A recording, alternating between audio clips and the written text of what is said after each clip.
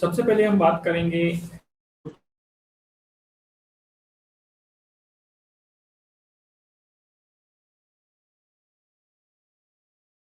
और थोड़ी सी चर्चा हम करेंगे रिलेशंस क्या होता है और उसके कितने टाइप्स होते हैं, साथ ही साथ फिर हम धीरे धीरे बढ़ेंगे बाइनरी जो रिलेशन है या बाइनरी ऑपरेशन है, बाइनरी ऑपरेशन उस पर हम चर्चा करेंगे।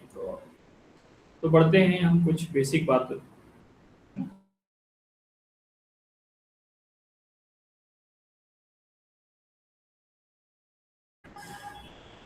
सबसे पहले हम बात करेंगे कार्टेशियन प्रोडक्ट की। थोड़ा सा टेक्निकल प्रॉब्लम हो रहा है, ये माफी चाहेंगे हम। चलिए,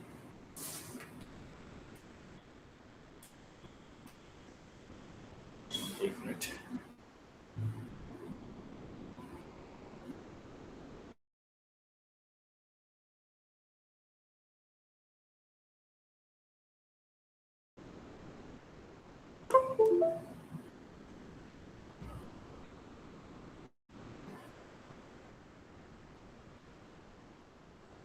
एक मिनट बस।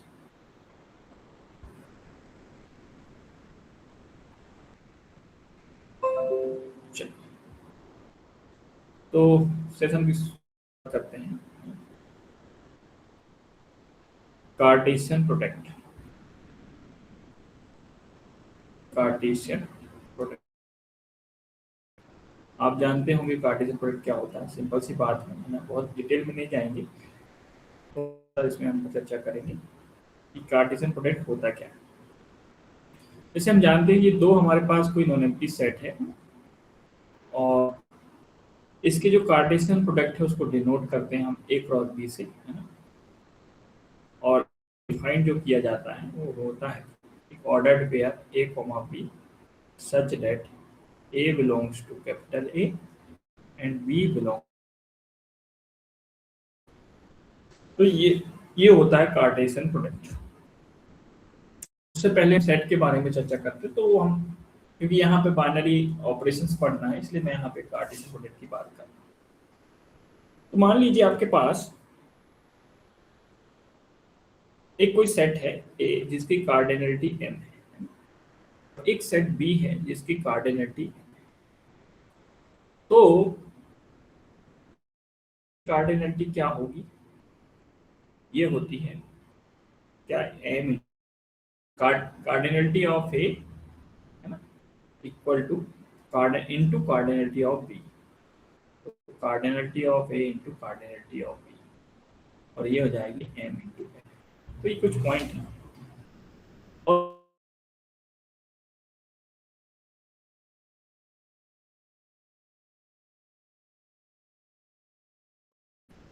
रिलेशन क्या होता है कि मान लीजिए कोई हमारे पास एक सेट होता है ना।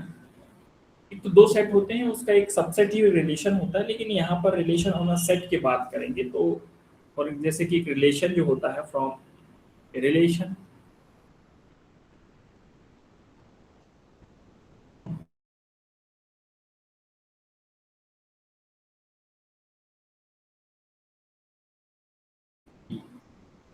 is a subset of, is a set of a cross, that is क्या मतलब हुआ कि R is a subset of A cross. तो रिलेशन एक प्रकार से देखा जाए तो एक सबसेट होता है Cartesian product A cross B का। अब हम रिलेशन किसी पर्टिकुलर सेट पे बात करते हैं, हम सेट को एक ही सेट ले लेते हैं, A और B एक ही सेट है, तो रिलेशन ऑन अ सेट हम उसको फिर बोलेंगे। और यही हम इसी में हम स्टडी करते हैं, रिलेशन ऑन अ सेट। तो ये रिलेशन ऑन अ सेट की डेफिनेशन क्या होगी कि यहाँ पर जो हम बात कर रहे हैं R, R is the relation on a set defined on a set A, है ना। तो रिलेशन जो होगा वो डिफाइन होगा किसी सेट ए पर, ये डिफाइंड हो जाएगा ऑन अ सेट ए पर। और ये जो सबसेट, ये इसी को हम बोलते हैं relation if that is A R is a, right. तो ये इसी को हम बोलेंगे, इसको हम बोल सकते हैं R is a relation relation on set on A है ना, इफ एंड ओनली बोल सकते हैं। तो ये बात हो गई रिलेशन। इस रिलेशन के डोमेन होते हैं, कोडोमेन होते हैं। ये आप इसको थोड़ा सा देख भी सकते हैं कि डोमेन ऑफ आर। तो जो पहले जैसे रिलेशन क्या है, ए क्रॉस ए का सबसेट है। तो मान लीजिए कि हमारे पास रिलेशन आर है जो इस प्रकार से डिफाइंड है, मान के चलिए कि स्टेटमेंट दिया होगा इस प्रकार से।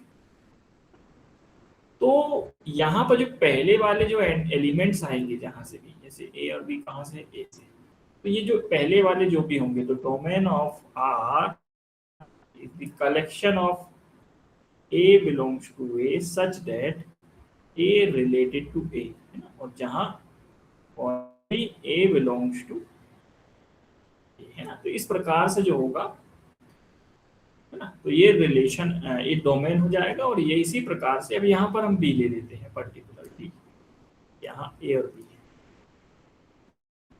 अब इसका जो रेंज होगा, है ना, रेंज, ये सेकंड वाला एलिमेंट आ जाएगा, range of belongs to A and a is related to b और every a comma b belongs to ए।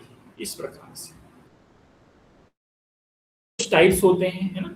आप कुछ बता दीजिए, एक बार बता दीजिए वॉइस प्रॉपर्टी। Yes sir.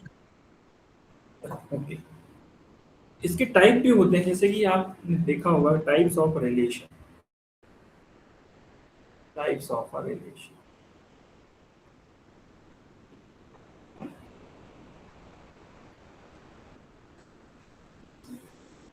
मैं कुछ बेसिक ही बात कर रहा हूँ, मैं बहुत ज्यादा इसमें डिटेल में नहीं।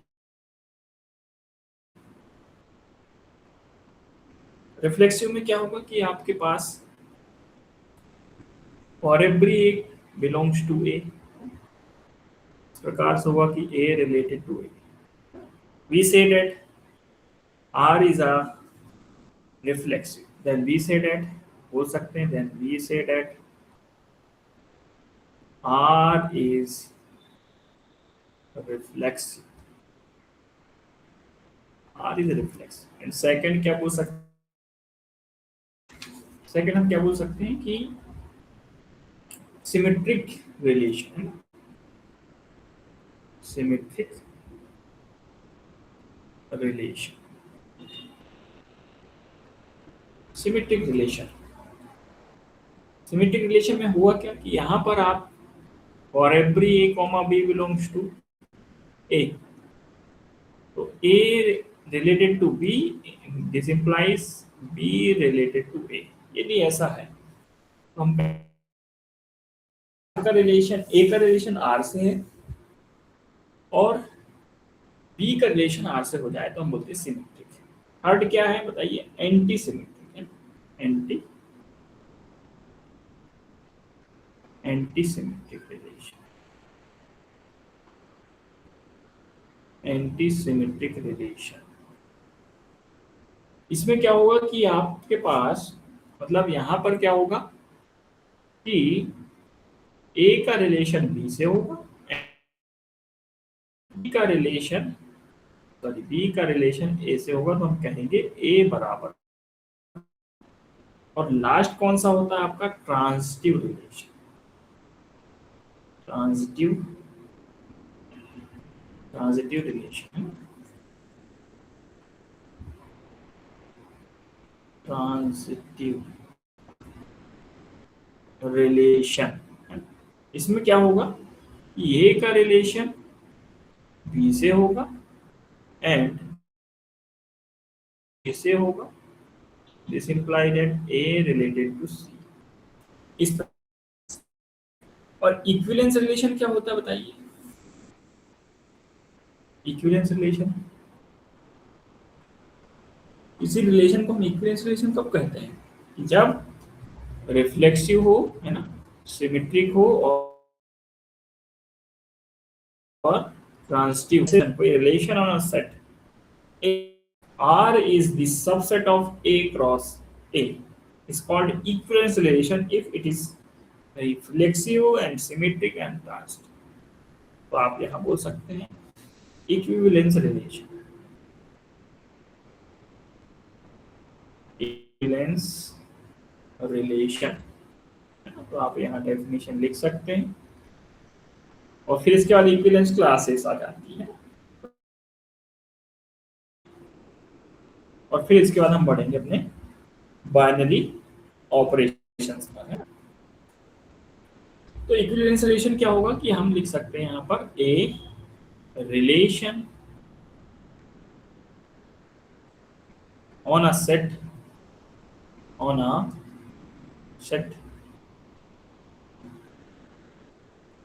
ए, या हम बोल सकते हैं और R is a subset of A cross A is called equivalence relation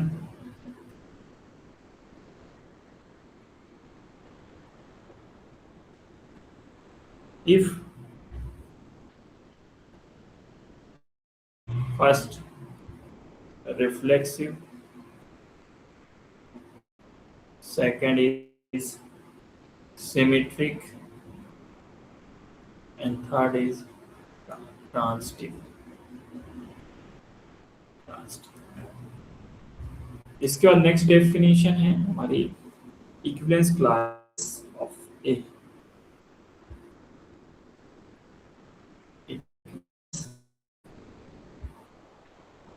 classes, equivalence class of a, class of a. हमारे पास मान लीजिए कोई इक्विवेलेंस रिलेशन है ना, डिफाइंड है किसी सेट ए में, और हम एक उसको एक या नॉन एम्प्टी सेट है और इसके पास बहुत सारे एलिमेंट्स हो सकते हैं कुछ भी, तो हमने एक एलिमेंट ए ले लेंगे, उसका इक्विवेलेंस क्लासेस निकालें। इक्विवेलेंस क्लासेस से मतलब ये होता है कि ऐसे ऐसा एलिमेंट्स, है ना, एक्स के ऐसे एलिमेंट जो किसके साथ इक्विवेलेंस क्लासेस रखते हो, ए के साथ। और ए कहाँ से आएगा हमारा, कैपिटल ए से। मतलब समझ जाइए कि मान लीजिए हमारे पास कोई आर है जो कि इक्विवेलेंस रिलेशन है, और ये जो डिफाइंड है, डिफाइंड किस में है, डिफाइंड ऑन ए, ए में defined.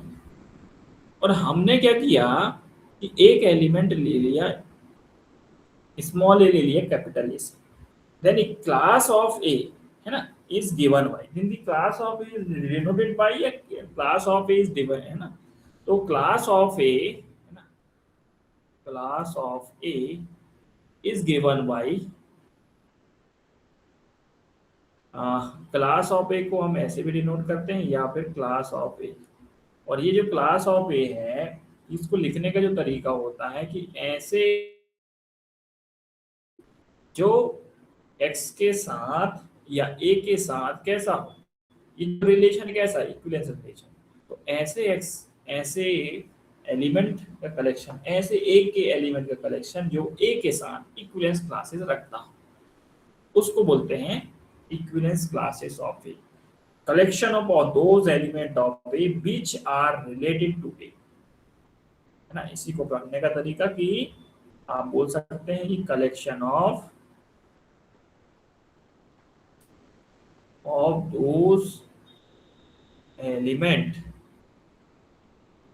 those elements of A which are related to A, which are related to A, which are related to A। तो इस प्रकार से इक्विवेलेंस क्लास ऑफ ए हो भी गए। अब इसके बाद हम बढ़ते हैं आगे, हम बाइनरी ऑपरेशन से पहले कुछ फंडामेंटल जो हैं सेट्स की बात करेंगे, है ना, कुछ फंडामेंटल सेट्स की बात करेंगे। तो बढ़ते हैं आगे, ठीक है ना, और उसके बाद हम धीरे धीरे बढ़ रहे हैं।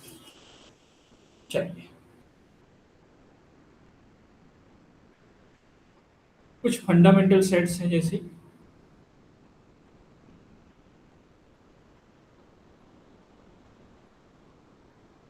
जो हम पढ़ते हैं जनरली,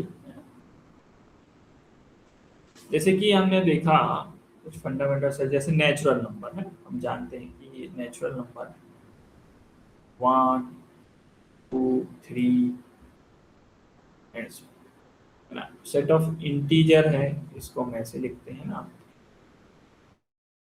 -2 +-3 एंड सो, है ना। क्यू, क्यू मतलब set of rational number p y q, और q is not equal to 0, और पी और क्यू कहाँ से आएंगे, आपके सेट ऑफ इंटीजर से आएंगे। इसी प्रकार हमारा real line, set of real line बोलते हैं इसको, हम डिनोट करते हैं इस प्रकार से, है ना। Complex number, set of complex number x plus iota, जहाँ एक्स और वाई हमारे रियल से आएंगे, इस प्रकार से। तो कुछ फंडामेंटल सेट्स हैं और भी करेंगे, जैसे Zn जो होगा, है ना, मॉडुलो n, इस प्रकार से, है ना, n-1, ये बहुत इंपॉर्टेंट है। फिर यूएन के बारे में हम चर्चा करेंगे डिटेल से, अभी देखने वाले हैं, है ना। तो ये कुछ बातें हैं। यूएन को हम यूनिटरी ग्रुप बोलते हैं, जो हम उसको अलग से डिफाइन करेंगे। तो इस प्रकार से है। चलिए बढ़ते हैं आगे।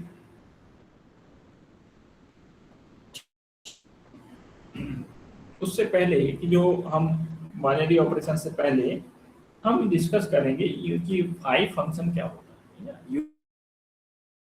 लेक्चर फर्स्ट है, तो यहाँ से हम धीरे धीरे अपने कॉन्सेप्ट को भी हमको जो हमारे, हम इसको थोड़ा सा सीख रहे हैं कि क्या क्या चीजें होती हैं। फिर धीरे धीरे हम जैसे जैसे बढ़ते जाएंगे, फिर हम क्वेश्चन भी लगाएंगे, क्योंकि ग्रुप थ्योरी में एकदम से क्वेश्चन लगाना थोड़ा सा, है ना। पहले थोड़ा सा हम कुछ बेसिक्स में चर्चा करेंगे। जैसे अब नेक्स्ट डेफिनेशन हमारी Euler five,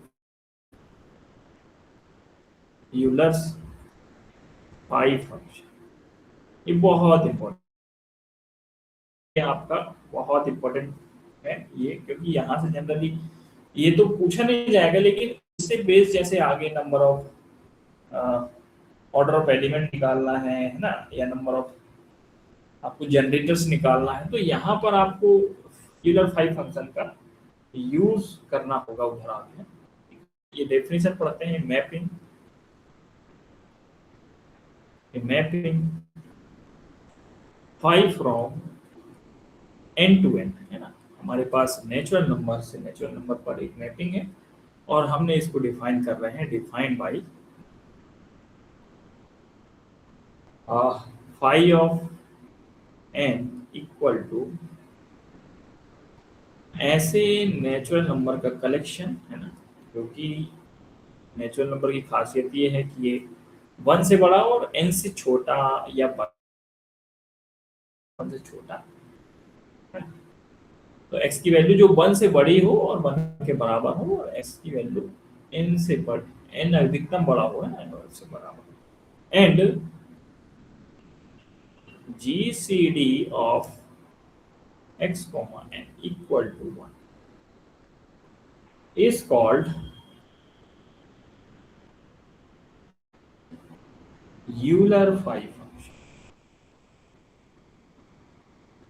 Euler phi function, इसको बोलते हैं यूलर फाइव। कुछ बातें हैं जो बड़ी काम की रहेंगी, जैसे कि इम्पोर्टेंट है बातें, है ना। जैसे पहला फार्मूला हम बोल सकते हैं, formula number first. Formula number first क्या कहता है कि phi of P to the, phi of P की वैल्यू क्या होगी, तो फाई ऑफ पी जो होगा वो होगा पी माइनस, बहुत इंपॉर्टेंट है। सेकंड है आपका फाई पावर के equal to P to the power के माइनस पी टू पावर के माइनस, अच्छा जहां पर ये पी जो लिखा है ना, where P is prime, where P is prime. फिर थर्ड है आपका phi of M into N equal to phi of M into phi of N if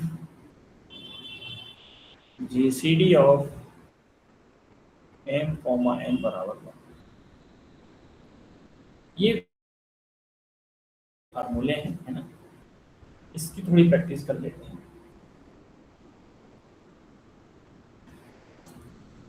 चलिए, 5 क्या होगा बताइए? 4। 5 वो 5 4, 5 - 1 = ओके, 5 आपको बताना है 2 की पावर 3,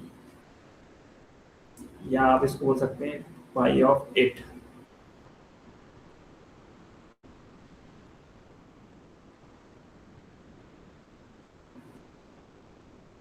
और नेक्स्ट है आपको निकालना है 4। 5 भी निकालना है, 5 निकालना है। इसका क्या हो जाएगा? 5 लिख सकते हैं, और ये हमारा किस फॉर्म का है? सेकंड वाले फॉर्म का है ना, तो हम इसको लिख सकते हैं 2 की पावर 3 - 2 की पावर 3 - 1, 2 की पावर 8 और 2 की पावर 2 बराबर, यहाँ से हम लिख सकते हैं 8 - 4 बराबर 4। थर्ड का क्या होगा?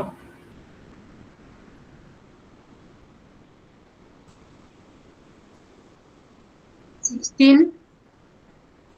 हाँ, इसको हम लिख सकते हैं 2 की पावर 2 इंटू 5 का नहीं, 2 की पावर 3 इंटू 5। 2 की पावर 3 इंटू 5, ठीक है। तो फिर इसको हम लिख सकते हैं 5 टू द पावर 3 इंटू 5। 5 क्यों? क्योंकि इनका m और n का जीसीडी कितना है? 1 है। यहाँ से इसकी वैल्यू क्या होगी? 4, इसकी हो जाएगी कितनी? 4, कितना हो जाएगा? 16। अभी हमने देखा है इनको। अच्छा, 5 कितना हो जाएगा? 4। 5 को हम लिख सकते हैं 2 इंटू 5, एंड दोनों का 5, तो 2 - 1 एंड 5 - 1 मतलब 4, ठीक है।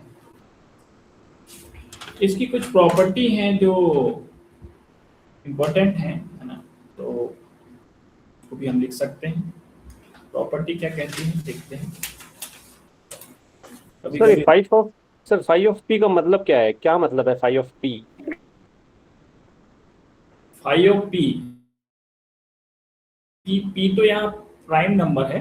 जैसे यहाँ पर देखिए, यहाँ से देखते हैं, जैसे आपने 5 अब पी तो कोई पर्टिकुलर प्राइम नंबर, जैसे मैंने यहाँ पे 5 की बात किया है,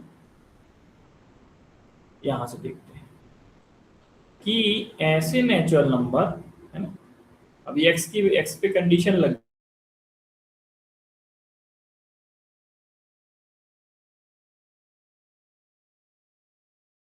is less than equal to X, less than equal to N की वैल्यू क्या है? 5 है। 5 मतलब एक्स की वैल्यू कहाँ से 1 से लेकर के 5 तक वेरी कर सकती है, ठीक है ना। तो और दो एक्स और एन के बीच का जो GCD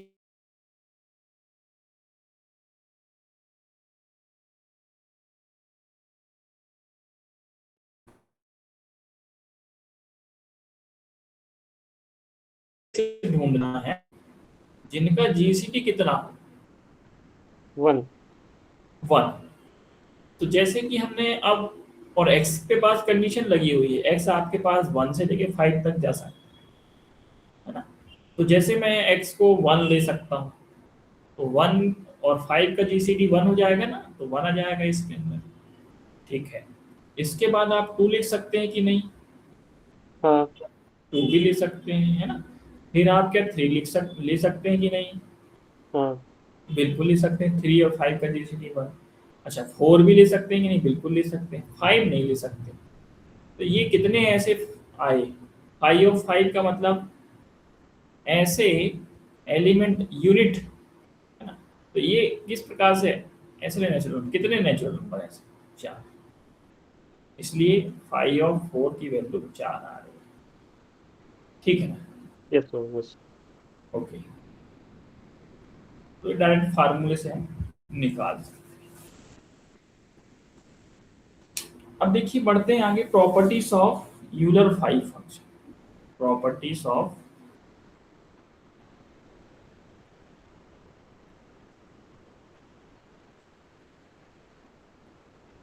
Euler phi function. Euler phi function, जैसे पहली बात ये है कि फाई इज नाइदर 1 1 और नॉट ऑन टू। दूसरी बात अभी हम चर्चा भी करेंगे इसमें, if n is strictly greater than 2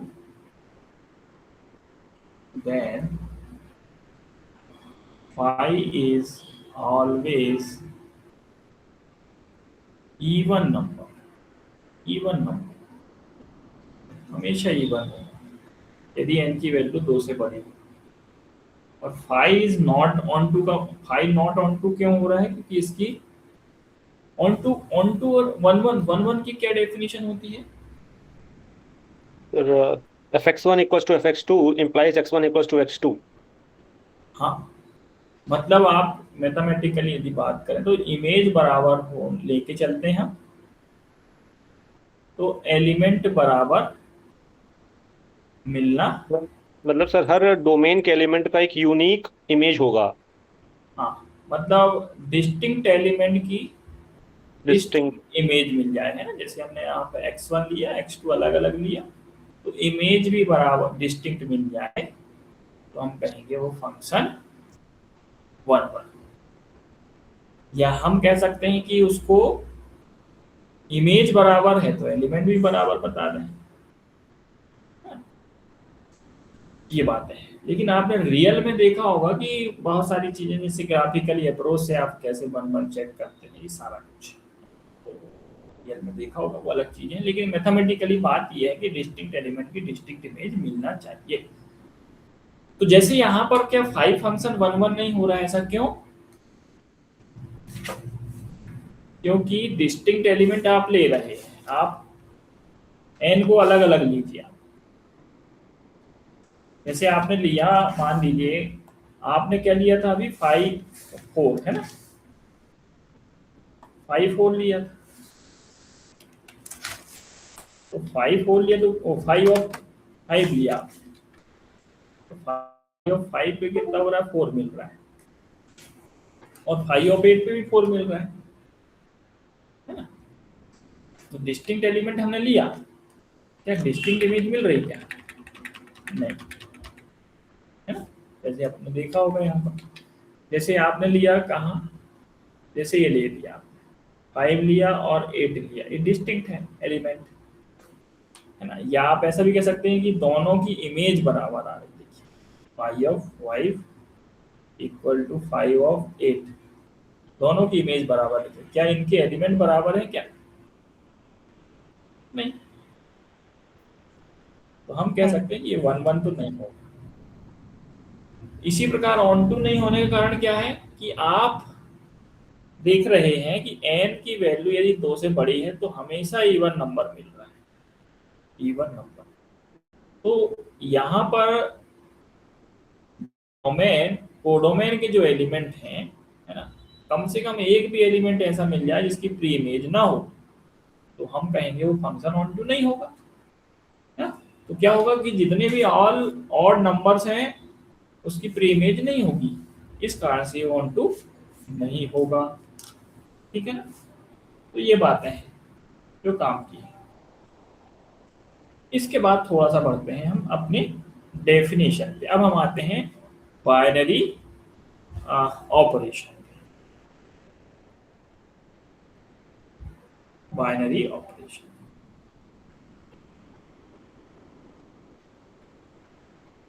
binary operation क्या कहते हैं? देखिए ये बाइनरी ऑपरेशन, डेफिनेशन लिखते हैं फिर समझने का प्रयास करते हैं। A binary operation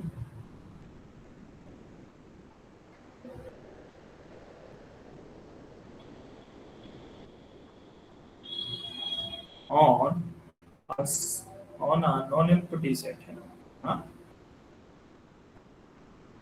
non empty set A. This is a function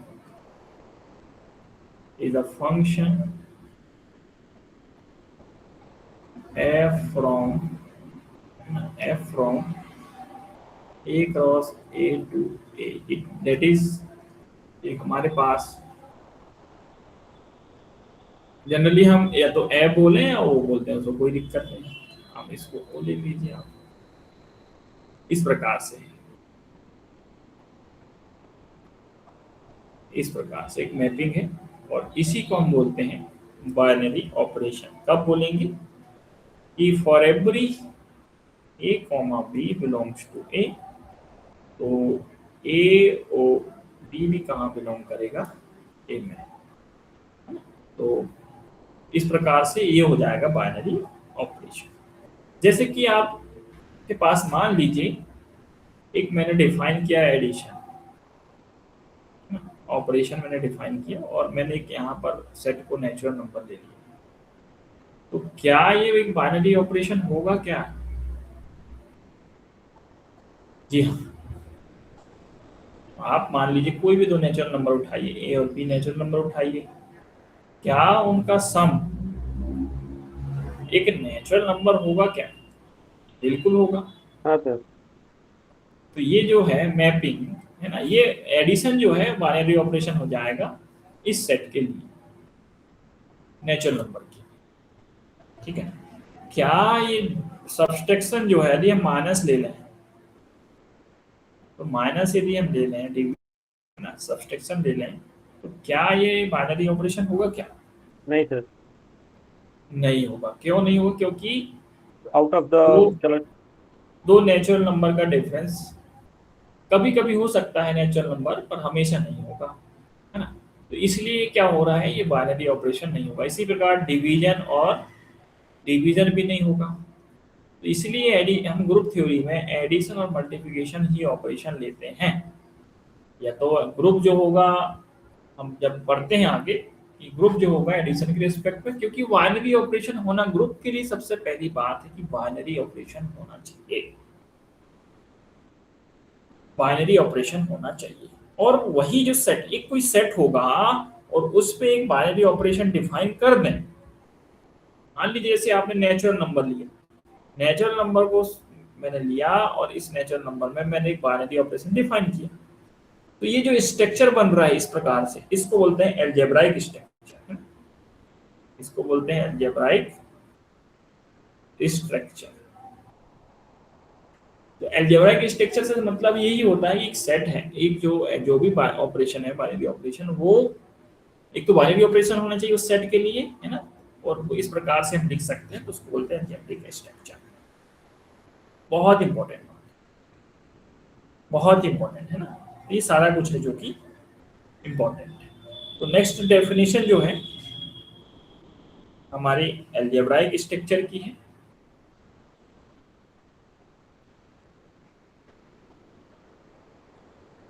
structure थोड़ा सा ठीक से लिख देते हैं।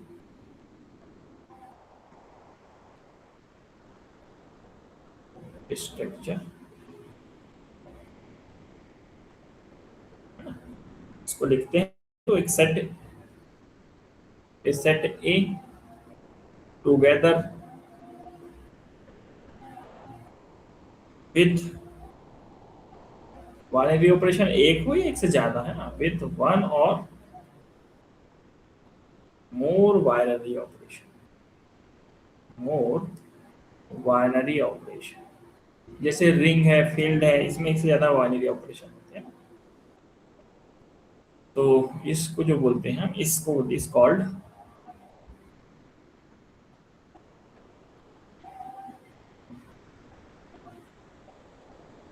एल्जेब्रिक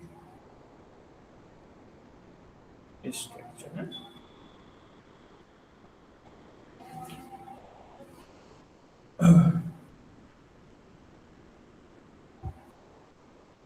अब यही जो एल्जेब्रिक स्ट्रक्चर है, आगे चल के ग्रुप बना देगा, है ना।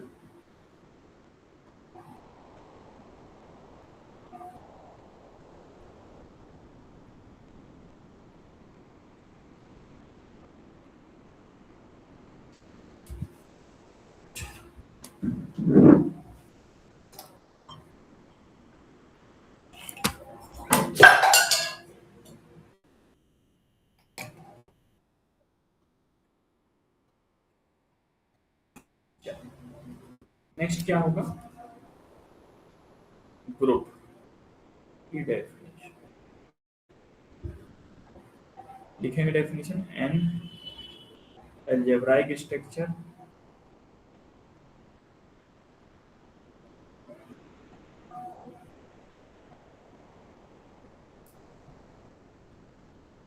is called a group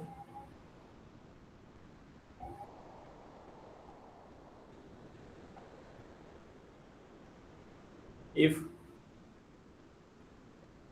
the binary operation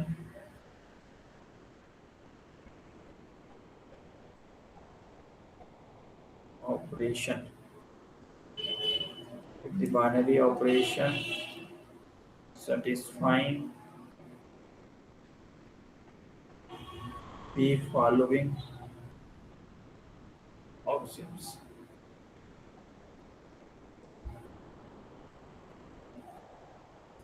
first है द क्लोजर प्रॉपर्टी,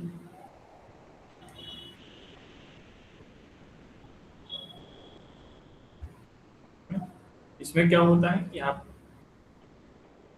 तो कोई भी एलिमेंट उठाइए जी के, तो वो जो होगा यदि ओ के साथ बाइनरी ऑपरेशन के साथ ऑपरेट कराते हैं तो यही जो होता है बाइनरी ऑपरेशन की डेफिनेशन ही है। नेक्स्ट एसोसिएटिविटी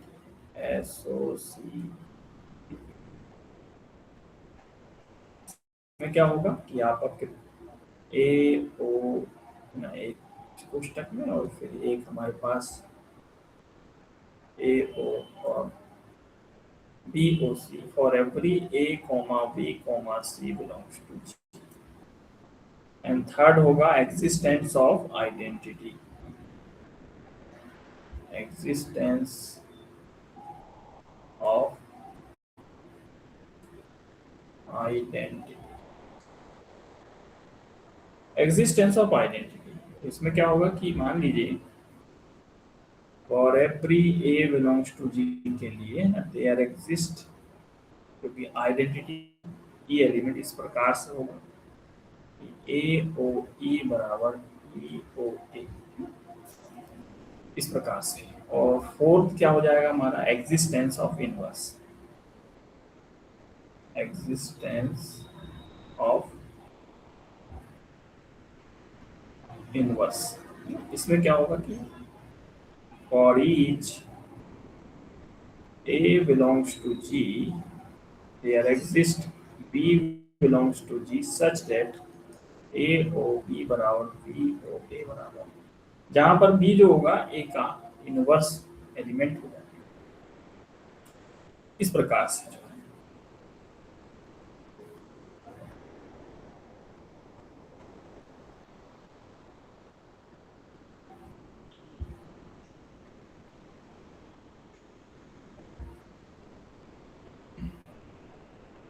चलिए कुछ स्पेशल ग्रुप है उसको हम देखते हैं। चलिए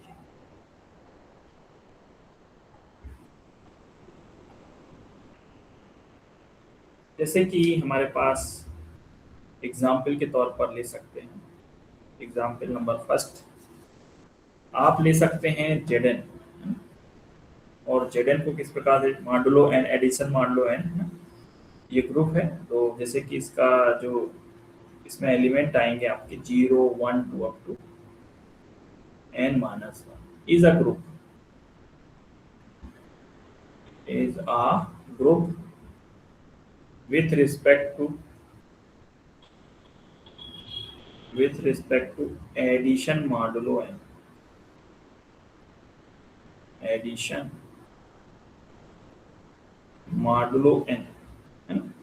विथ आइडेंटिटी जीरो है, विथ आइडेंटिटी जीरो। तो इसका इनवर्स कैसे हम देख पाएंगे? इसके लिए सीधा सा इनवर्स निकालने के लिए सीधा रहेगा एंड इनवर्स ऑफ आइडेंटिटी, तो ये होगा जीरो, ये इनवर्स। जैसे वन का इनवर्स क्या होगा यहाँ पर, कैसे निकालेंगे? तो हम जैसे हमारे पास मान लीजिए जेड 5 0 1 2 3 और 4 है ना, और ये 4 तक जाएगा। तो जीरो तो आइडेंटिटी होगा, जैसे वन है, वन का इनवर्स क्या होगा, है ना, या टू का इनवर्स क्या होगा, थ्री का इनवर्स क्या होगा, फोर का इनवर्स क्या होगा। तो जीरो का इनवर्स क्या होगा बताइए? जीरो ही होगा। जीरो का इनवर्स जीरो ही होगा है? तो उसके छोड़ करके जो भी हम नॉन जीरो एलिमेंट ले रहे हैं, तो उसका इनवर्स कैसे निकालेंगे? तो एंड इनवर्स ऑफ ए जो होगा, है ना, वो inverse of a n is n minus a. ये थोड़ा ध्यान रखें। जैसे आपसे पूछा जाए कि वन का इनवर्स कितना होगा, क्या करेंगे हम? 5 में से 1 घटा देंगे तो 4। टू का इनवर्स निकालना है तो 5 माइनस टू बराबर 3, है ना। थ्री का इनवर्स निकालना है तो 5 माइनस 3 बराबर 2, इस प्रकार से। ठीक है, तो ये थोड़ा सा आपको ध्यान रखना है। नेक्स्ट,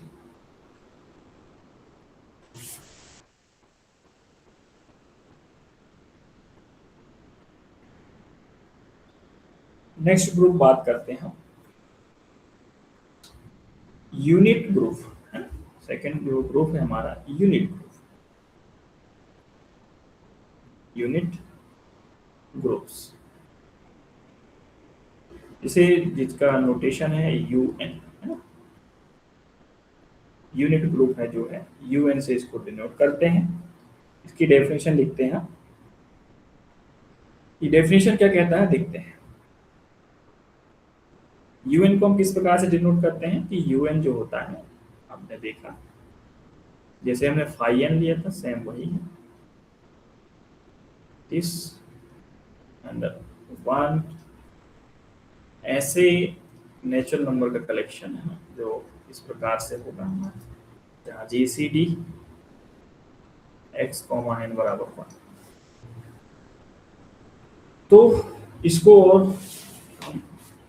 और किस प्रकार से लिख सकते हैं यूनिट्स में?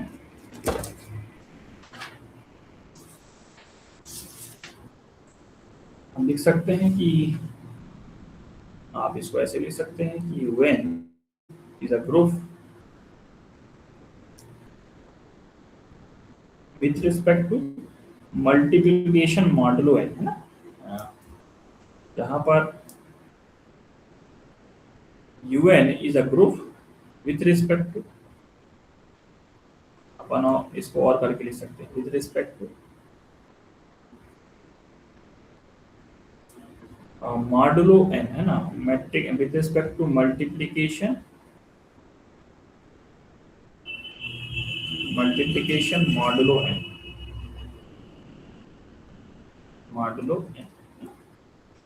विथ आइडेंटिटी क्या होगा? आइडेंटिटी विथ आइडेंटिटी जो होगा इसका 1, क्योंकि मल्टीप्लिकेशन की आइडेंटिटी 1 होती है, एंड इनवर्स, एंड इसका इनवर्स कैसे निकालेंगे? एंड इनवर्स आता है प्रश्न सीधा सीधा। इनवर्स ऑफ ए इज, ए का जो इनवर्स होगा वो हम लिख रहे हैं। ए का इनवर्स कैसे लिखेंगे देखिए, ए का इनवर्स जो लिखेंगे हम, वो हो जाएगा ए डॉट बी, है ना।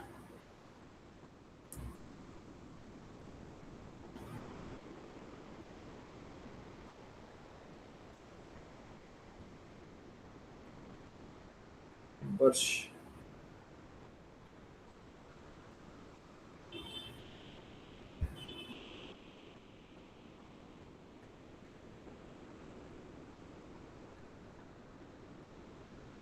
वर्ष क्या,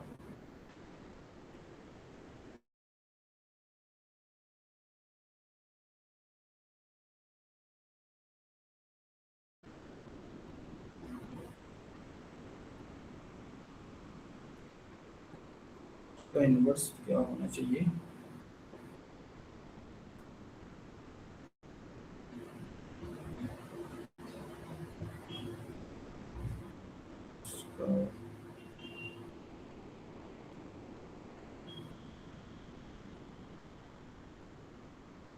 Inverse of A is B A dot B modulo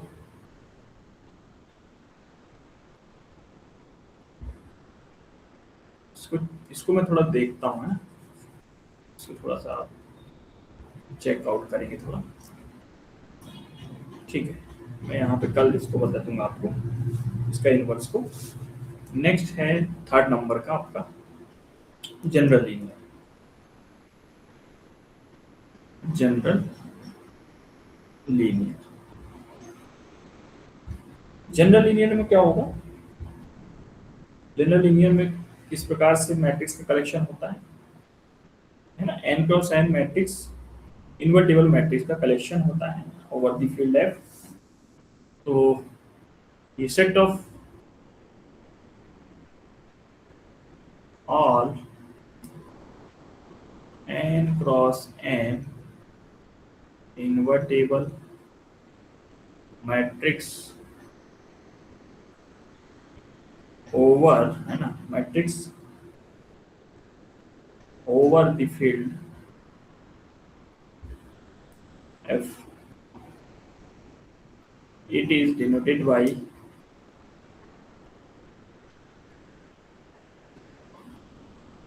GLNF, या हम इसको ऐसे भी डिनोट करते हैं GLN, F and defined as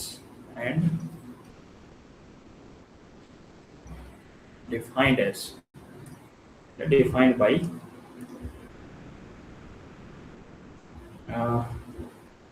GLNF A belongs to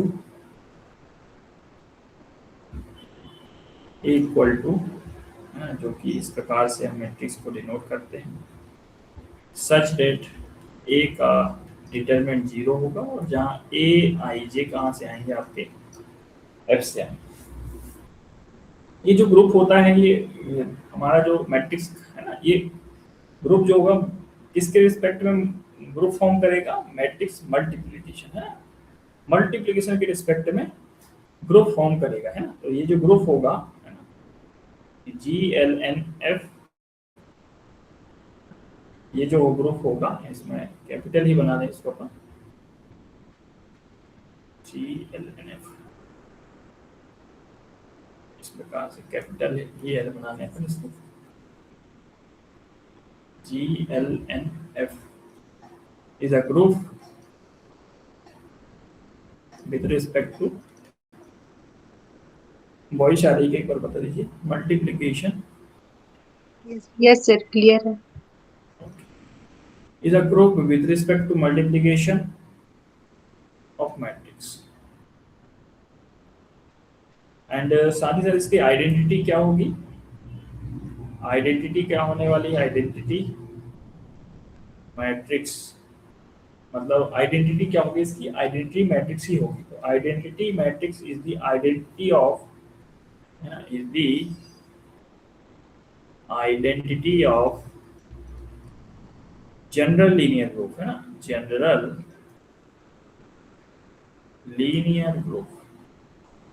और इसका ऑर्डर क्या होगा? यदि हम यहाँ पर f को क्या ले रहे हैं, f को यहाँ पर किस लेंगे हम? ग्रुप को, तब हम ऑर्डर निकालेंगे, उस पर थोड़ा चर्चा करेंगे। जैसे आपने f को क्या ले लिया, f को मान लीजिए आपने c ले लिया, कोई फील्ड है, तो फील्ड है, कोई भी आपने इनफाइनाइट डायमेंशन की इनफाइनाइट फील्ड ले लिया आपने, इनफाइनाइट फील्ड c ले लिया, r ले लिया आपने, या q ले लिया, ये सब कैसे कैसे हैं? इनफाइनाइट फील्ड है ना, इनफाइनाइट फील्ड, इनफाइनाइट। तो जो इसकी जो डायमेंशन होगी, मतलब आप GLNF की जो डायमेंशन होगी वो क्या हो जाएगी? इन्फिनिटी हो जाएगी, है ना, इन्फिनिटी हो जाएगी, पहली बात।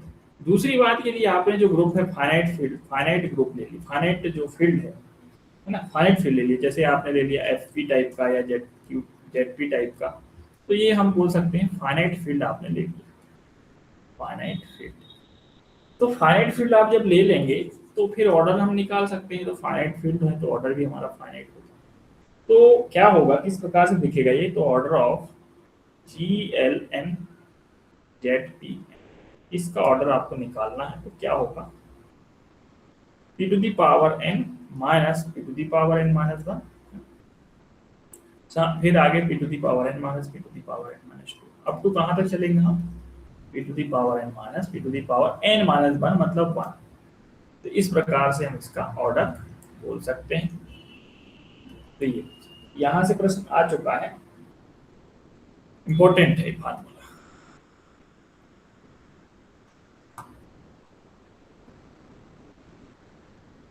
यहाँ तक नोट कर लीजिए।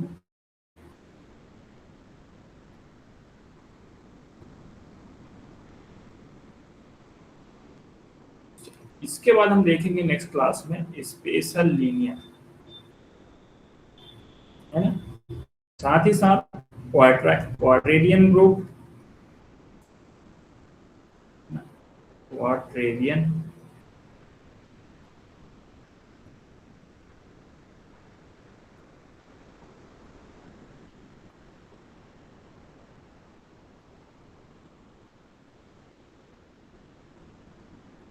ग्रुप, और थर्ड हम देखने वाले हैं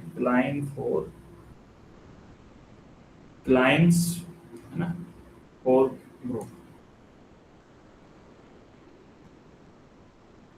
इसके बारे में भी चर्चा हम करेंगे, तो ये कल के सेशन में होगा। आज के लिए हम इतना ही रखते हैं, फिर कल थोड़ा सा आप रिवाइज करके आइए, और डाइहाइड्रल ग्रुप के बारे में भी डिटेल से देखने वाले हैं।